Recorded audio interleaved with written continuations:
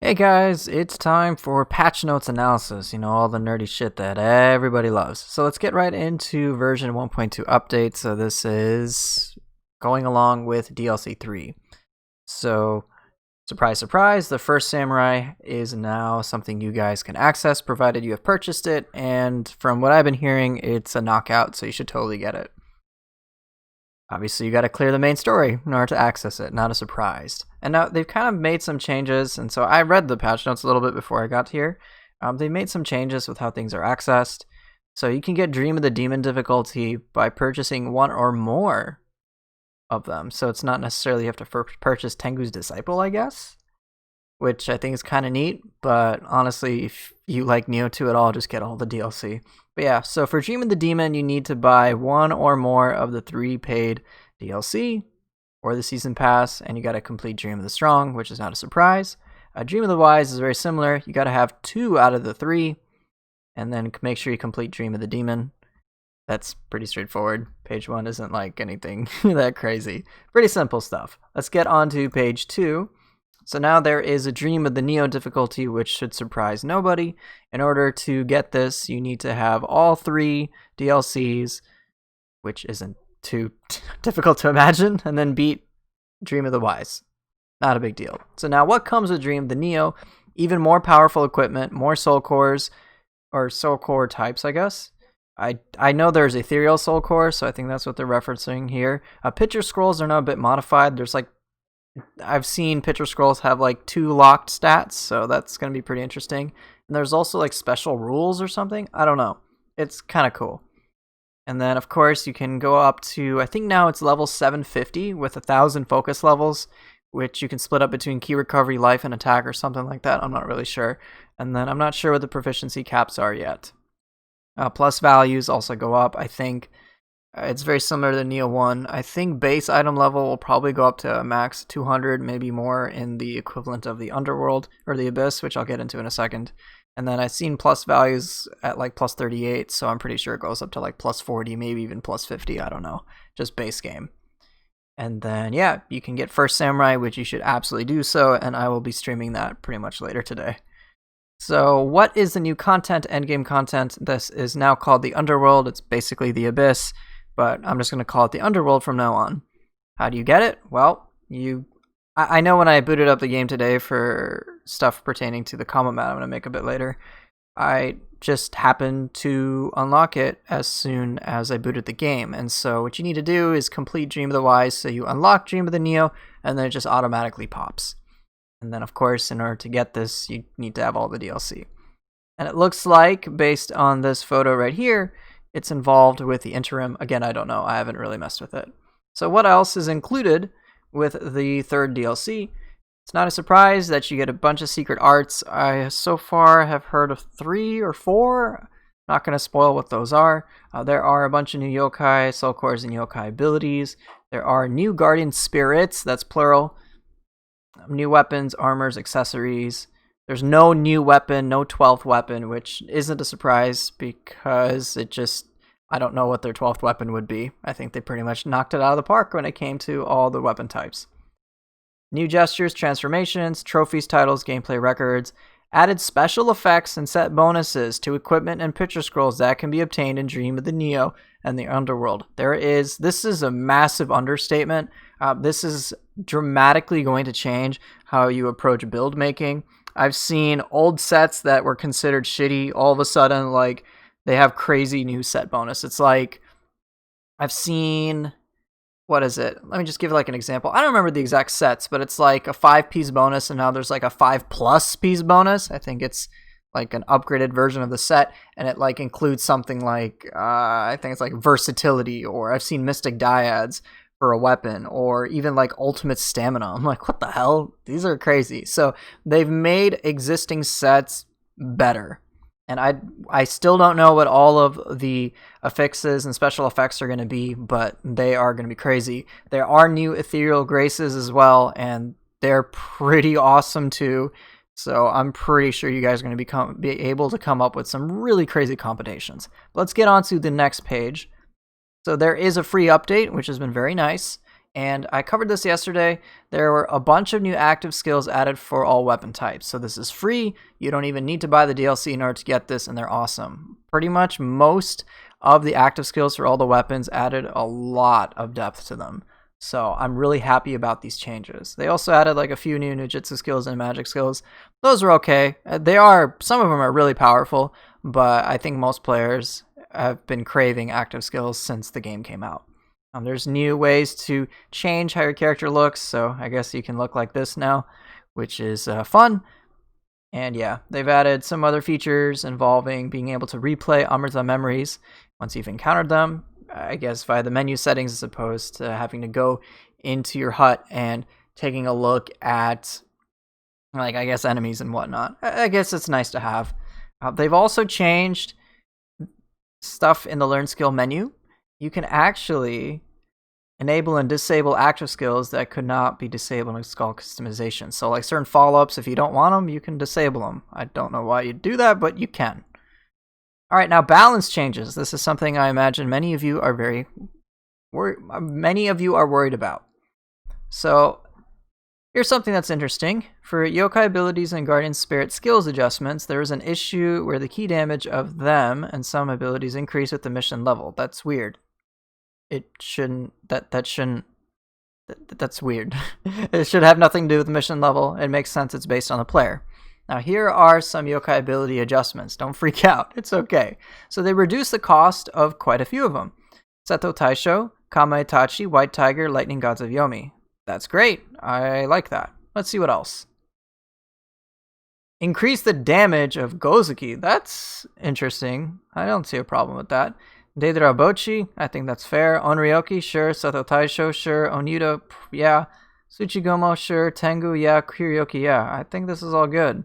I've heard that gozuki got a key damage nerf, like, severely, so, I mean, I don't know if, again, I can't confirm that, but I personally felt that gozuki's key damage was way too high, but I still think if it's going to be a premium key damage thing, it should be. It just apparently like it's now on the level of Ippon Datsura, which I don't think is good. I think gozuki should do more key damage than Ippon by like a long shot. It just shouldn't come to the point where you can do gozuki and then grapple an enemy and then gozuki and then grapple an enemy endlessly. I don't like loops per se unless they're really, really hard to come by. And so, yeah, well, I don't know much about this, but at the very least, the damage of gozuki has been increased, which I have no issue with personally. Player-related adjustments. Active skills which activate upon fully depleting the enemy's ki will now temporarily nullify an enemy's curse. Oh, thank God.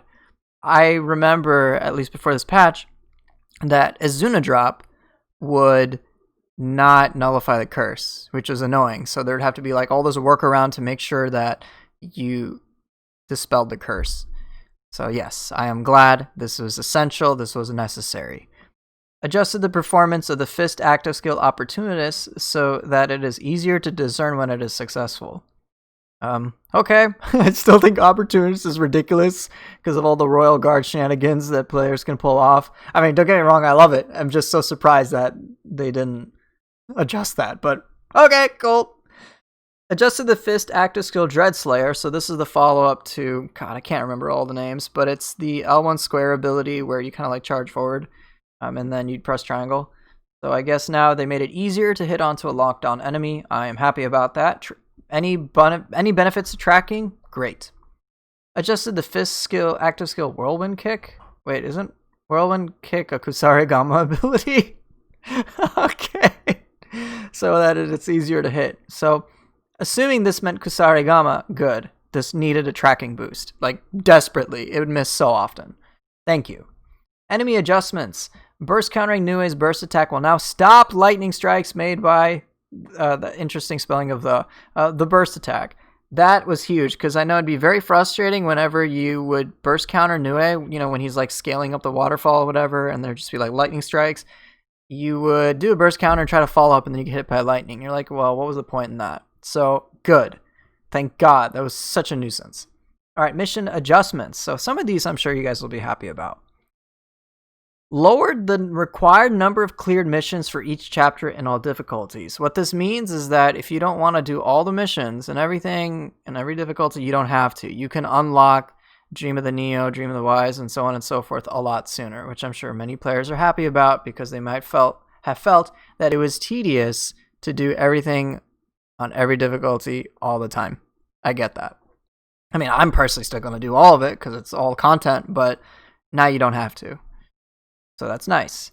Reduce the amount of drops by certain bosses which do not have the curse status. This, I imagine, might piss off people a bit. So one of the popular farming spots was the scroll with Onryoki and Magara Nataka, and it's like, you know, one of those super high level scrolls, and most people would just kill Onryoki, I don't know, like 2,000 times and get a bunch of drops and whatnot. So unfortunately, it's not going to work that well anymore. That much is intentional. I think it's okay, but I can understand why you guys would be frustrated.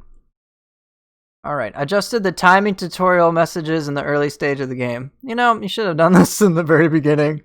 I mean, I'm happy that they've made it so tutorial messages come out sooner, but a little late. But hopefully for those on the PC who are playing it for the first time, or anyone who's playing it for the first time, this will be valuable.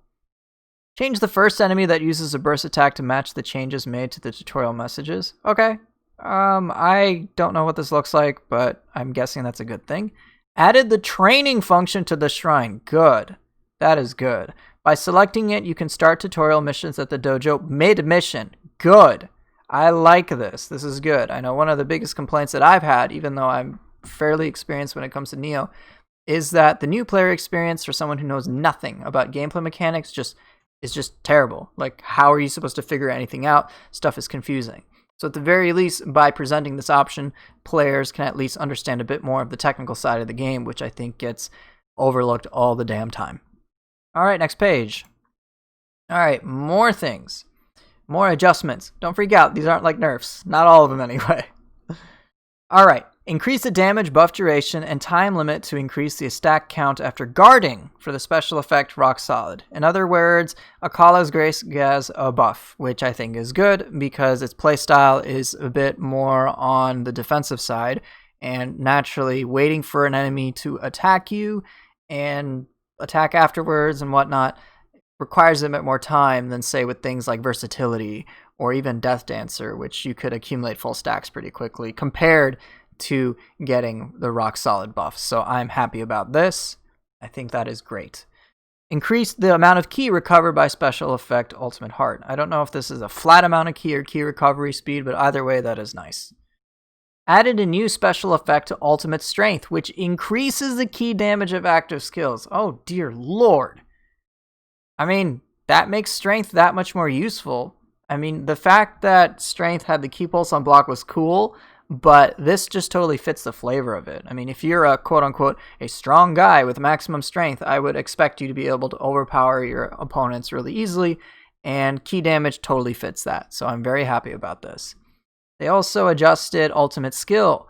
Ki Pulse Heaven, Man, and Earth will be triggered even when you do not succeed in recovering full ki via Ki Pulse. This makes skills so nice too. So you can have the conditional attack boost, defense boost, and ki recovery boost pretty much active at all times. That's awesome. That is great. These are massive buffs to these, and I'm very happy about that. So do play around with these. I'm sure you'll be happy with them. Change the name and description of the following special effects from attack bonus to damage bonus. Okay, thanks for the rename. Nice to know it's not been changed. Okay, cool. Reduce the effect of the special effect Anima Charge bonus Amrita Gauge. Oh man, this is one I used a lot. So I'm guessing we're just going to get less anima from this based on your gauge. Maybe they felt it was just a little too powerful given certain other things. But I have yet to tell how much it's going to be hit. So we'll just see. Hopefully it's not too bad for me. Oh well.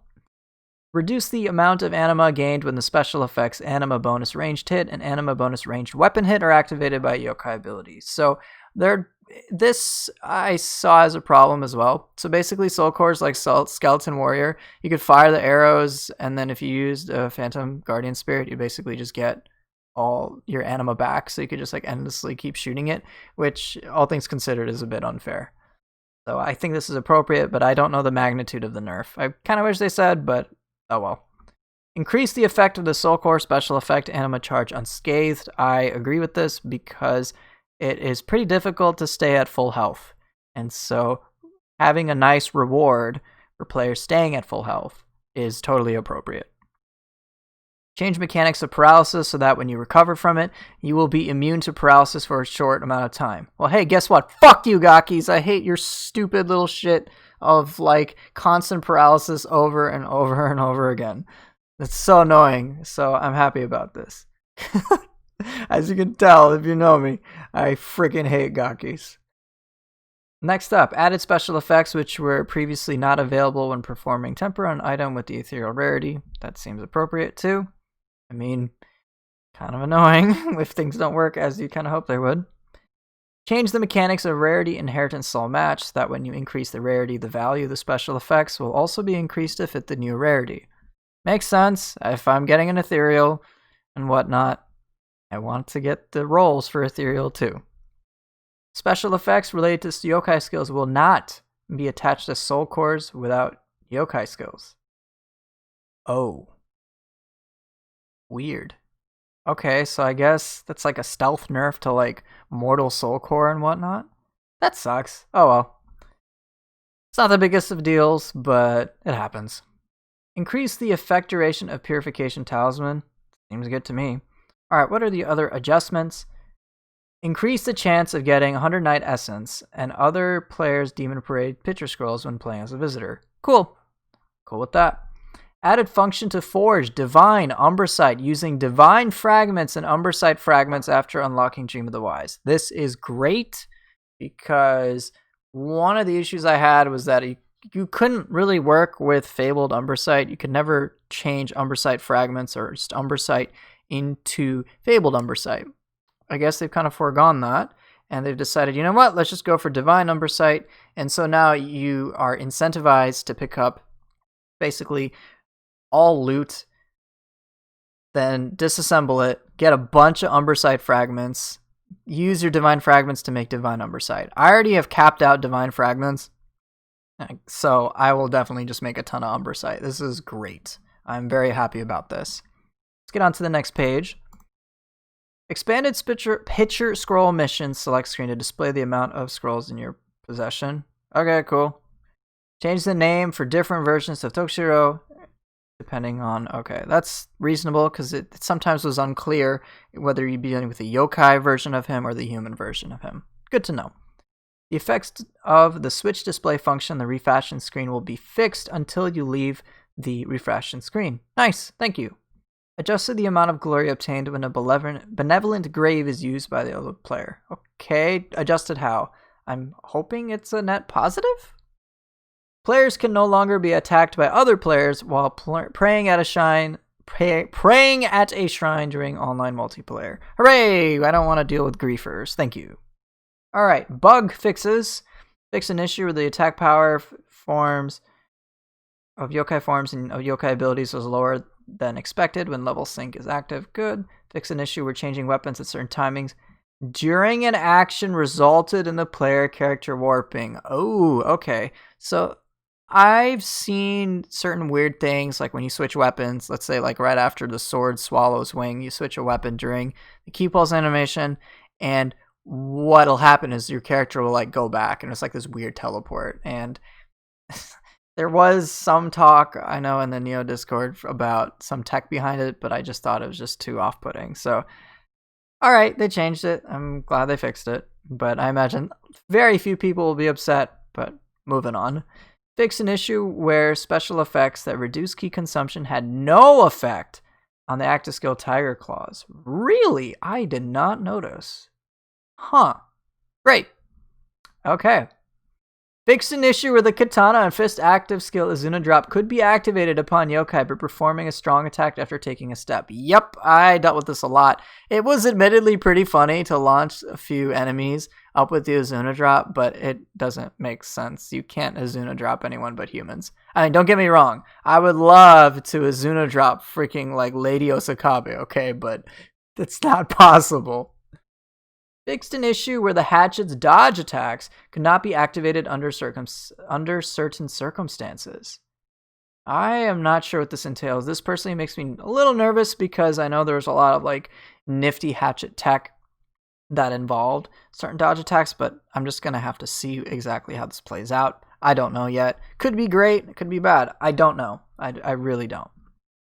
Fixed an issue where the damage dealt by certain bosses' guardian spirits was lower than expected in higher difficulties. Yay, more damage for bosses. What could possibly be nicer than that?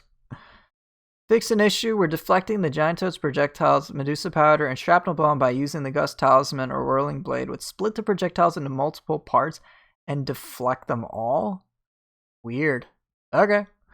Fixed an issue where the giant toad's Medusa powder could be deflected even after it had exploded. Yeah, that definitely needs to be fixed, so thank you. Fixed an issue where burst counters performed against Yomi's burst attack would not succeed in some cases. I think I had this happen like once. It's just kind of weird. Fix an issue where you could grapple Gozuki and Mezuki twice by attacking right after the first grapple. I have seen this. It's kind of weird. It's weird. Fix an issue where you could continuously deal final blows to flying bolts after downing them with a headshot by a sacred arrow. Kage, I am really sorry. This was the most important nerf, man. Feels bad. It was hilarious. You could just chain final blow after final blow after final blow after final blow. So I guess Kage and I are going to go cry in a corner now. Fixed an issue where you could not dispel Yasha's phantom bullet attacks by attacking or using barrier talisman. Interesting. Yeah, it was weird. You know when she shoots off all of like the things that generate the yokai realms? Yeah, you couldn't like dispel them. And I'm like, why? What makes them invulnerable or whatnot? So, okay, thank you. I appreciate that. Fix an issue where players would sometimes be turned around if the left stick had any input during the transition to the boss area. That's strange. Okay. Fix an issue that prevented certain Tokushiro and Kashin Koji from counting towards Stone of Penance. Oh, well, that's definitely a bad thing that they fixed, or a bad thing that they needed to have fixed, so thank you. Let's get on to page 7. Fix an issue when you battle where the title Lightning God's Yomi Crusher would not be granted without dying in the hands. What? That's so weird. Okay, well, thank you for fixing this. I definitely, if I get a Crusher on a boss, I want to get the Crusher title, so thank you.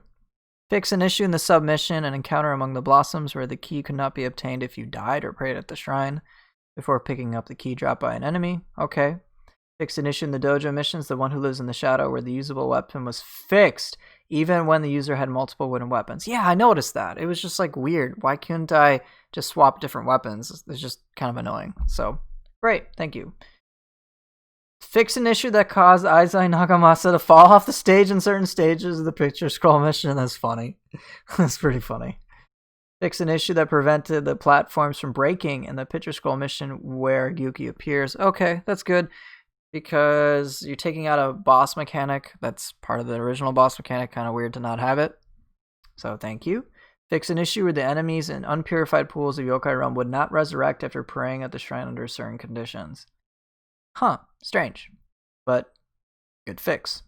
Fix an issue in which being attacked while playing at a shrine would reduce the volume of some sounds. I have heard a few weird like audio glitches, not necessarily this one, but it's like I'm in a certain part of a stage and then I just hear nothing. There's like no sound. I'm like, why is this the case?